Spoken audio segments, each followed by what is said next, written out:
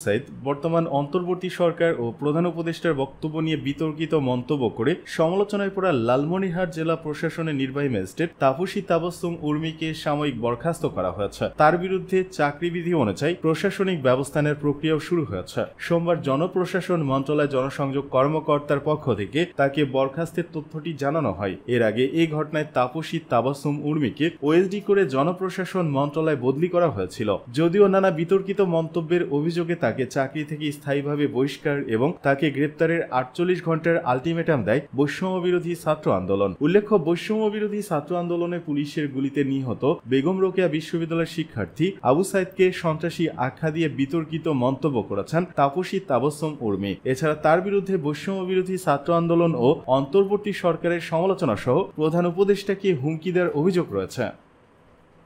100 বছর জেল খাটলেও আওয়ামী লীগের শাস্তি পূর্ণ হবে না, জানালেন হাসনাত আব্দুল্লাহ। বৈষম্য বিরোধী ছাত্র আন্দোলনের সমন্বয়ক হাসনাত আব্দুল্লাহ বলেছেন, গত 16 বছরে আওয়ামী লীগ যেসব অপরাধ করেছে, মানুষের গলা চেপে ধরেছে, আইন আদালতকে নিজের মতো বানিয়েছে, মানুষের ভোটের অধিকার কেড়ে নিয়েছে, গণরুম গেস্ট রুমকে কনসেন্ট্রেশন ক্যাম্প বানিয়ে শিক্ষার্থীদের নির্যাতন করেছে, আগামী 10 বছর জেল খাটলেও তাদের শাস্তি পূর্ণ হবে না। সোমবার বিকেলে শাহবাগ জাতীয় জাদুঘরের সামনে শহীদ আবরার ফাহাদের 5ম শাহাদত বার্ষিকী উপলক্ষে ছাত্র জনতার সংহতি সমাবেশে তিনি এসব কথা বলেন। হাসনাত আব্দুল্লাহ বলেন, আপনারা যারা দেশের মানুষের মানবাধিকার লঙ্ঘন করেছেন, তারা যদি কখনো দেশে ফিরতে চান, ছাত্র নাগরিক সিদ্ধান্ত নেবে আপনারা দেশে থাকতে পারবেন কিনা। ছাত্র নাগরিক সিদ্ধান্ত নিয়েছে 24 পরবর্তী বাংলাদেশ যত দিন থাকবে ততদিন এদেশে ফ্যাসিবাদের দোসর লাঠিয়াল বাহিনী ও সহযোগীদের পুনর্বাসন হবে না। আপনারা টুক করে দেশে ঢুকে যাবেন এই আশা বাদ দিয়ে দেন। তিনি বলেন, গণ অভ্যুত্থানে শেখ হাসিনা পালিয়ে গেলেও তিনি ভারতে বসে দেশের বিরুদ্ধে ষড়যন্ত্র করে যাচ্ছেন।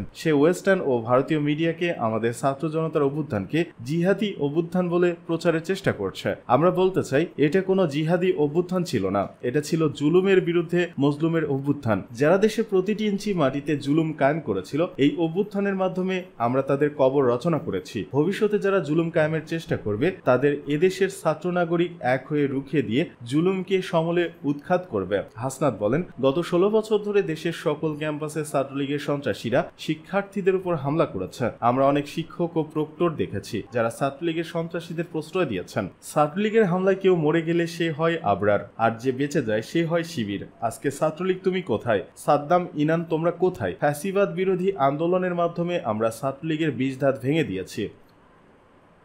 স্বৈরাচার আবার পুনর্বাসন হলে দেশে মানুষ বাস করতে পারবে না, মন্তব্য রুহুল কবির রিজভীর। পতিত স্বৈরাচার আবার পুনর্বাসন হলে এদেশে মানুষ বসবাস করতে পারবে না বলে মন্তব্য করেছেন বিএনপির সিনিয়র যুগ্ম মহাসচিব অ্যাডভোকেট রুহুল কবির রিজভী। সোমবার রাজধানীর এলিফ্যান্ট রোড এলাকায় ডেঙ্গু প্রতিরোধে গণসচেতনতামূলক লিফলেট বিতরণকালে সাংবাদিকদের কাছে এই মন্তব্য করেন তিনি। রুহুল কবির রিজভী বলেন, কেউ কেউ যখন স্বৈরাচারের পুনর্বাসনের কথা বলে তখন বিপজ্জনক বার্তা দেয় জনগণের কাছে। যখন কোনো উপদেষ্টা বলেন তাদেরকে নিজেদের ঘর গোছানোর জন্য, সেটি অত্যন্ত বিপজ্জনক বার্তা দেয়। যারা এতদিন গুম খুন আর আয়নাঘরের সংস্কৃতি তৈরি করেছিল, তারা যদি পুনর্বাসন হয় তাহলে এদেশে আর মানুষ বসবাস করতে পারবে না। এই দেশ হবে জল্লাতের উল্লাসভূমি। এখানে গণতন্ত্র, কথা বলা, মত প্রকাশের স্বাধীনতা চিরদিনের জন্য কবরস্থান, গোরস্থান হয়ে যাবে। স্বৈরাচারের ব্যাপারে সবাইকে সজাগ থাকার আহ্বান জানিয়ে রিজভী বলেন, এখনো যারা গণতন্ত্রের সুফল ভোগ করছেন, আন্দোলন এবং বিপ্লব, জুলাই আগস্টে যে অ্যাডভাইজার হচ্ছে, বিভিন্ন পদে যাচ্ছেন, তারা যখন আওয়ামী লীগকে ঘর গোছানো উচিত বলে এই ধরনের বার্তা দেন, তখন এটা সাংঘাতিক ধরনের মরণঘাতী বার্তা। এটা হতে পারে না। তিনি বলেন, আজকে যারা বিভিন্ন জায়গায় সেই স্বৈরাচার, গুম খুন, আয়নাঘরের সংস্কৃতি চালু করেছিল, তারা গণতান্ত্রিকামী মানুষকে ধরে নিয়ে গিয়ে আয়নাঘরে বছরের পর বছর আটকিয়ে রেখেছিল, তাদেরকে হাত পা পঙ্গু করে দিয়েছে, যাদের জীবন কেড়ে নিয়েছে সেই সমস্ত পুলিশ কর্মকর্তাদের পোস্টিং দেওয়া হচ্ছে কাউকে গুলশানে, কাউকে গুলিস্তানে, কাউকে মিরপুরে, কাউকে আজিমপুরে। সেই সমস্ত ঘাপটি ধরা পুলিশ কর্মকর্তাদেরকে সেখানে রাখা হয়েছে। এটাই যদি উদ্দেশ্য হয় এই অন্তর্বর্তীকালীন সরকারের, তাহলে ছাত্র জনতার এই আত্মত্যাগের কি হবে? রিজভী বলেন, আমরা শুনতে পাচ্ছি, বিভিন্ন সামাজিক মাধ্যমে দেখছি যে নানা কায়দায় সরকার ঘাপটি মারা স্বৈরাচারের সুবিধাভোগী দোসরদের পুনর্বাসন করছে। কালকেও বলেছি, আজকেও বলি, একজন রাষ্ট্রদূত কাতারে ছিলেন। কাতারে প্রবাসী যদি ভিসার মেয়াদ শেষ হতো, সেগুলোকে তিনি নবায়ন করতেন না। রিজভী বলেন, এই অন্তর্বর্তী সরকারের প্রধান উপদেষ্টা ডক্টর মোহাম্মদ ইউনূস সাহেবকে আমরা শ্রদ্ধা করি, সম্মান করি। তাকে তো এই বিষয়গুলো দেখতে হবে। তার প্রতি জনগণের যে আস্থা, সেই আস্থা যাতে ফলপ্রসূ হয়, তাকে সেটা দেখতে হবে।